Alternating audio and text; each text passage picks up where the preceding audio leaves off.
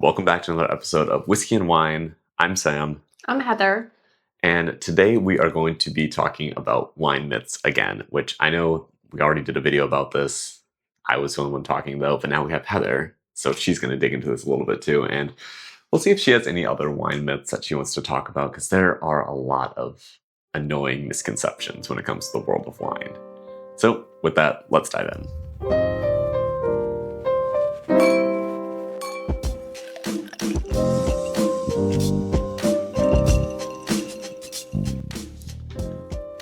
Okay. So if you watch the previous video, you're basically going to get the same thing, but just more in depth about these. But I have 10 wine myths that I basically found online or have heard just from our friends or just from different wine circles, things like that. And we're going to dive into them. It's like the AI. Make it more. More. Yes, that is literally what we're doing. But if there's any wine myths that you guys have heard or you maybe believed or something, whatever, feel free to drop them in the comments and we will definitely make a point to talk about them at some point. First myth, though, this one just, it makes me laugh. And there's so many people who, there's a lot of misconceptions about this, but swirling wine doesn't do anything. It does reveal my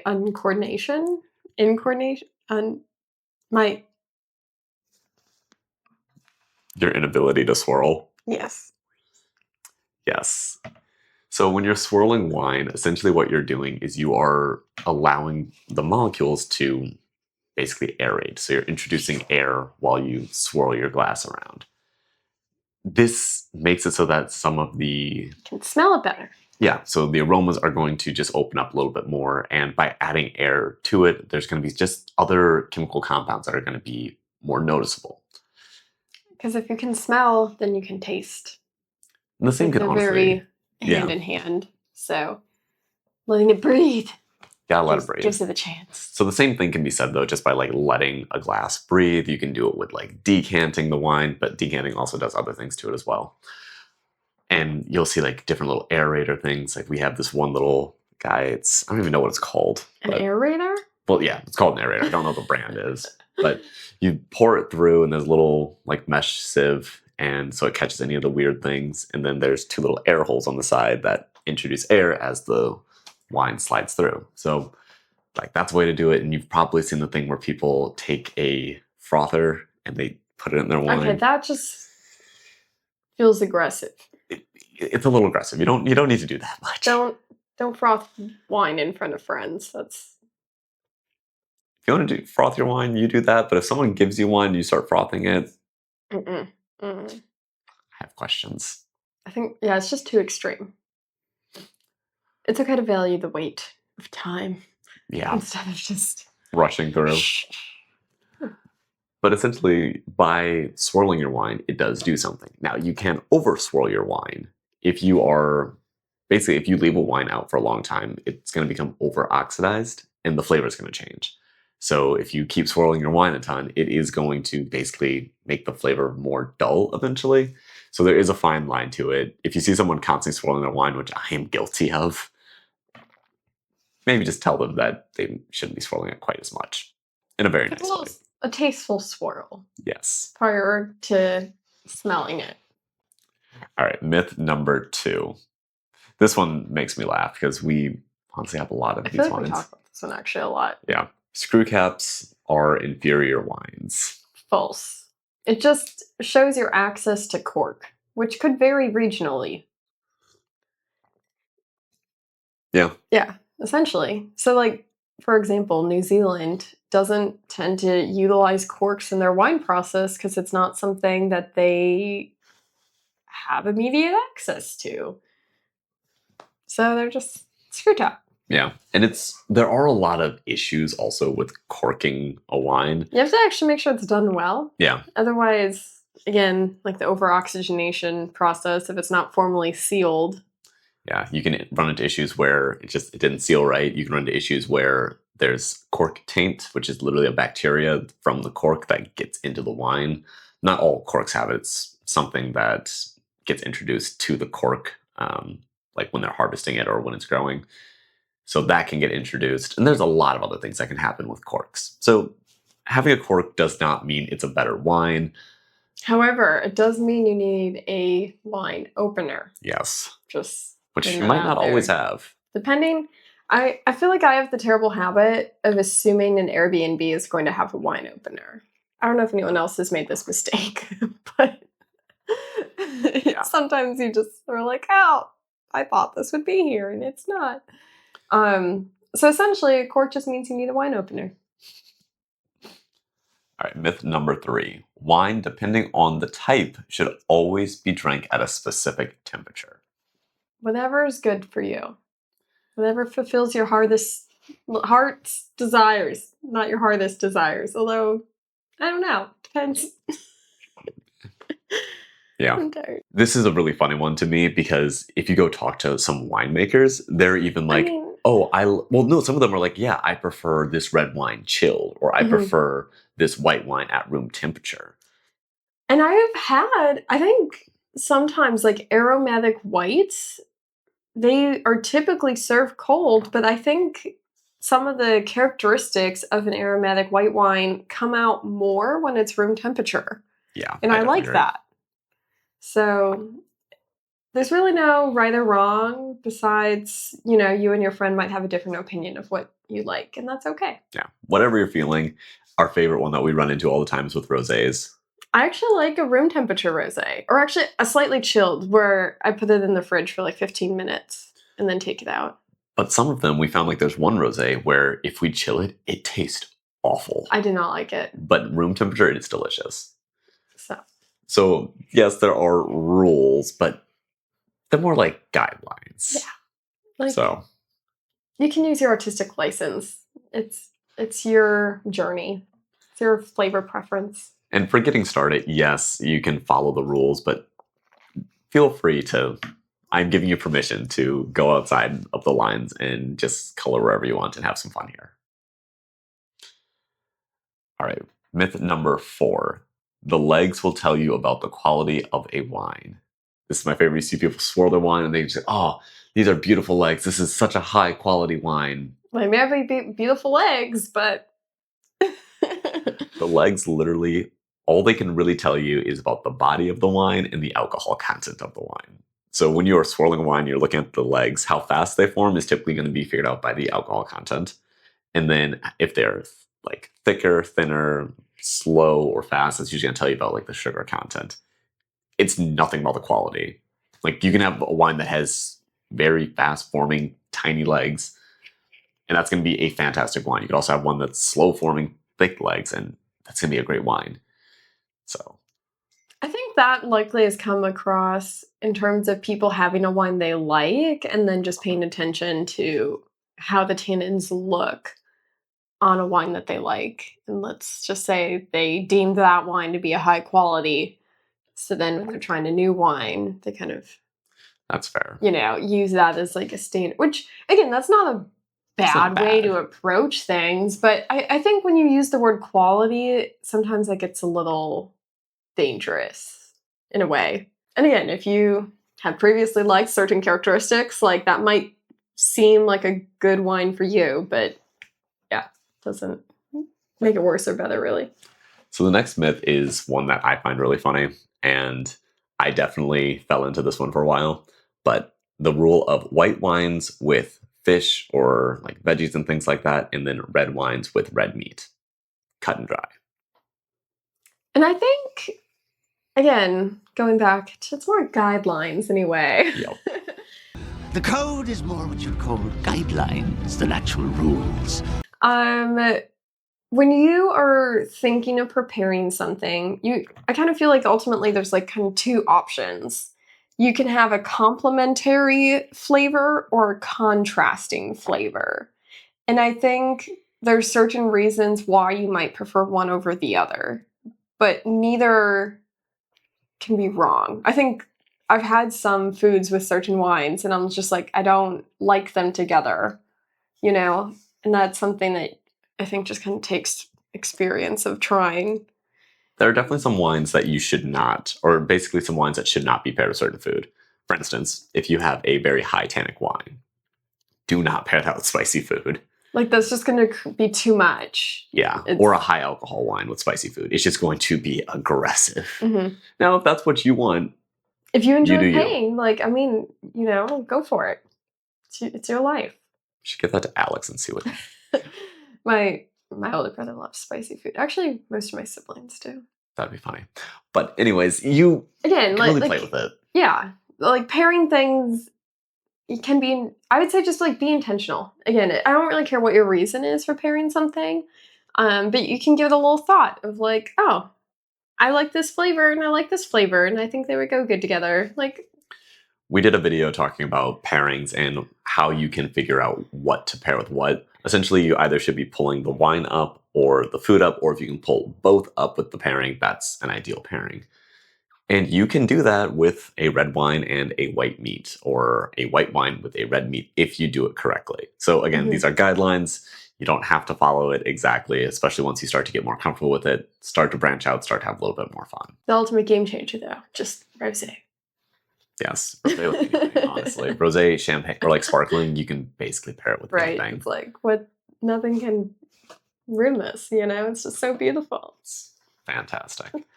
All right. Myth number 6, you should only drink wine from established regions.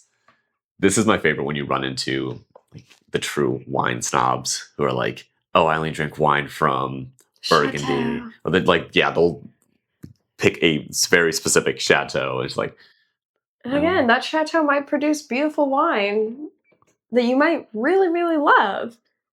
But that doesn't mean you can't at least like try something else. Don't pigeonhole yourself. Yeah. There are some fantastic wines from all over the place. I'm trying to think of probably the most obscure wine that we've had that's just like hole in the wall place, but that specific wine is just delicious.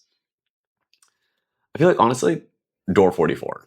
They're tiny little winery in Wisconsin. Produce all of their grapes in Wisconsin, which is kind of setting yourself up for a challenge as a winemaker. Yeah. But they did succeed and they have a very large profile of wines. And there are some that are really, really good. And there's some that are just like, okay. But the ones that are really good are very good. And you can compare it even to just like a Napa Valley or a Sonoma or a Willamette Valley, whatever. All these other regions, there are really good wines from other places. So don't pigeonhole yourself. Especially because, say, you do pick like a spot in France or something like that. You're not going to find like ice wines, or you're not going to find a lot of sweeter dessert wines or these aromatic white wines all the time in places like that. Yeah, lots of regions produce a very similar type of wine because, again, grapes are plants, and plants tend to have specific parameters that they like. So, expanding your regions, expands your options. So we already kind of hit on myth number 7 by accident, but you can't drink red wine with spicy food. It's rough. But it depends if you enjoy pain. Yeah. You can figure out a way to make it work. There are some red wines that will work with it. I would argue I think what you said, like a high tannin red, that would definitely turn aggressive. But if you did a port style with a spicy food, or just a sweet red, sweetness, could kind of produce some kind of complementary or like a contrasting flavor that is nice. One that we did that was interesting, I made a red chicken Alfredo. So by red chicken, it's just like, honestly, lots of paprika. Lots of paprika, and we actually use Louisiana hot sauce in it, and then a couple other spices. So it's not like super hot, but we paired that with a Pinot Noir, a very like juicy, fruity Pinot Noir, and it was fantastic. So by blanket saying reds, that's where the myth. That's probably the myth, is you just have to be specific and like kind of understanding how the flavors are going to interact with each other. All right, myth number 8, almost done. All organic wines are better for the environment. Are they? How do you know? This one makes me laugh because people assume, you just hear the words organic. And I don't know if this is as big now, but probably 5 years ago when the big organic kick, actually probably 10 years ago now, when the big organic kick was happening, that's probably where it was more of an issue, because you can do something organically, but depending on what piece of like the organic, like pesticide, herbicide, or whatever you're using, it could still be detrimental for that environment.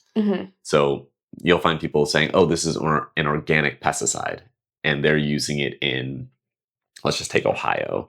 But this pesticide was developed, or it's organic, from California. You could run into some issues using that here. It could end up damaging the ecosystem, and also just doing organic farming sometimes, you can end up basically not over harvesting, but overworking the earth a little bit and cause some issues that way as well. Yeah. I mean, I think it's something where there's definitely pros and cons.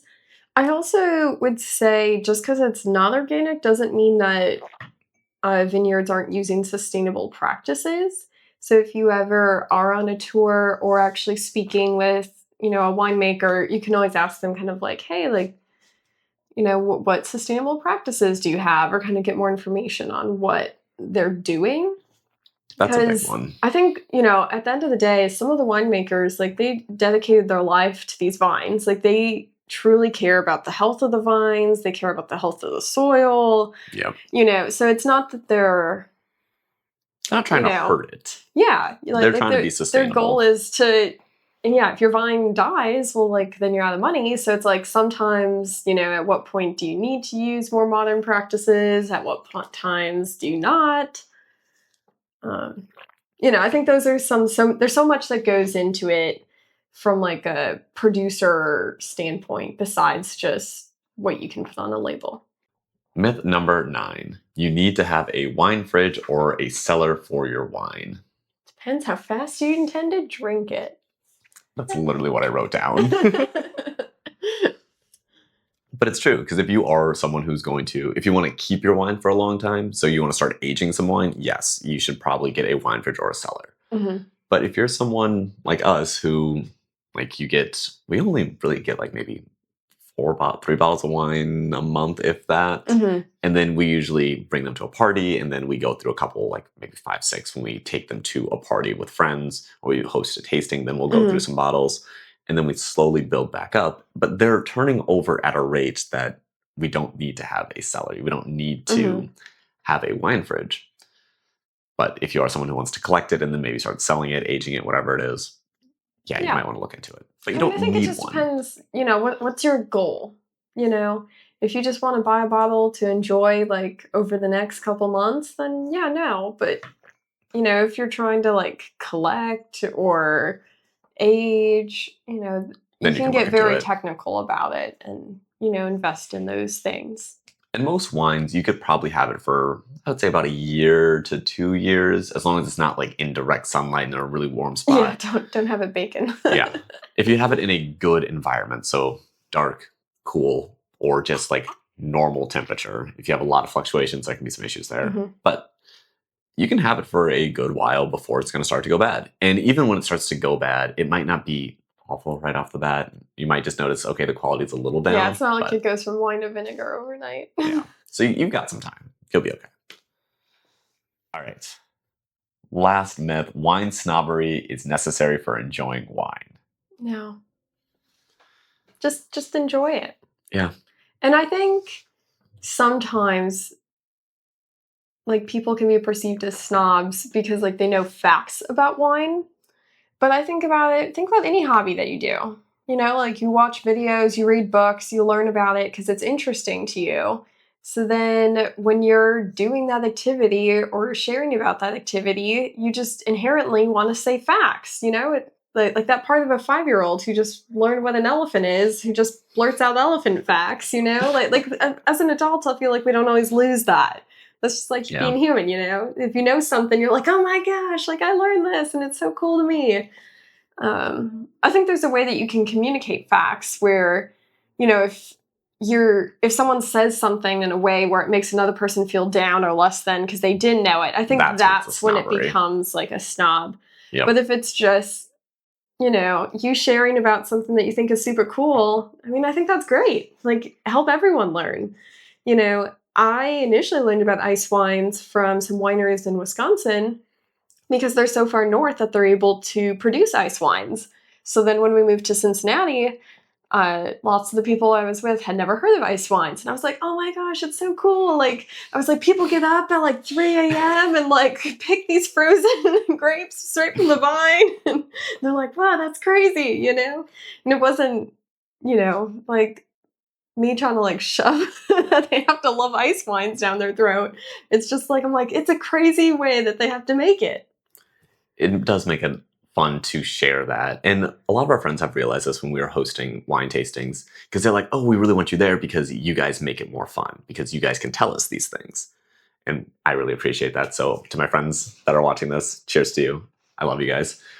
But we're not snobs about it. We're not saying, oh yeah, you have to like this wine, you have to do this. It's just, oh yeah, like it's like, oh, what notes should we begin? Like, whatever you taste, you taste. It's completely up to you. My favorite note is grape. But there's some wines I've had, I'm like, this literally just tastes like grapes. Grape. We had a Concord wine. It was grape. Like, it literally tastes like adult grape juice. Adult grape juice. Welsh is adult, So like any tasting note, whatever. Yep. And I think that's where also, I know we've talked about before, when you are doing a wine tasting, it's fun to do it with other people. Because sometimes you might just be like, well, there's fruity, but your brain just doesn't pick the fruit. But someone else might be like, oh, like, I think this is like a raspberry. And you might be like, actually, is it strawberry or raspberry? I'm not quite sure. I don't know. Could be fruits. Either. Right? You're like, never thought about it. Which I think that's where it also is kind of fun, where it's just like idea sharing, not, again, saying right or wrong, or just, making someone feel bad for not knowing something. It's just more of the joy of sharing your random facts that you know. Yes. All right. So our last little piece here, this is going to be kind of funny. So it's a personal misconception that you had, or I guess, had, because if you have one, you wouldn't know you have it until you fix it. So one that I had, I'll let you think on yours, was Pinot Noirs. I thought Pinot Noirs were these like big, bold, dark, bitter, just like the epitome of red wine was Pinot Noir in my head when I first was getting into wine, because Noir, it's black. So I'm like, oh yeah, this has to just be like this super dark, bitter wine. Obviously, I could not have been farther from accurate on that. But it's fine to have these misconceptions. That's like, you don't know everything. So you have to start somewhere. You have to start learning. And there's so many things that obviously I was wrong about. And then by studying wine, studying whiskey, that I realized, okay, this is what's true. This wasn't true. Let's reorient and keep going. But yeah, just going to throw that one out there. So if you've thought that or thought something that you think is silly, don't worry. We've all been there. I think I generally just had a misconception of like all sweet wines are bad. Because I think what I ended up later realizing is I don't always like it when there's like added sugar to the fermentation process. But like oftentimes wine, which that's not even always true actually, but I think you don't, I don't know. like artificial sugar I always added. just thought like a sweet wine would always be unbalanced towards the sweetness. But then, with tasting things where I was like, oh, I probably won't like it. I've found some that, are a sweeter wine where I'm like, oh, like this is pretty balanced. Like it has like the acidity to pair with the sweetness. I think it just happened that some of the first sweeter wines I had didn't have the acidity to like balance with it. That's fair. And I just kind of like made that a blanket category across all of them. If you guys have any fun misconceptions or wine myths that you've come across, like I said, let us know down in the comments. It's just fun to keep learning together.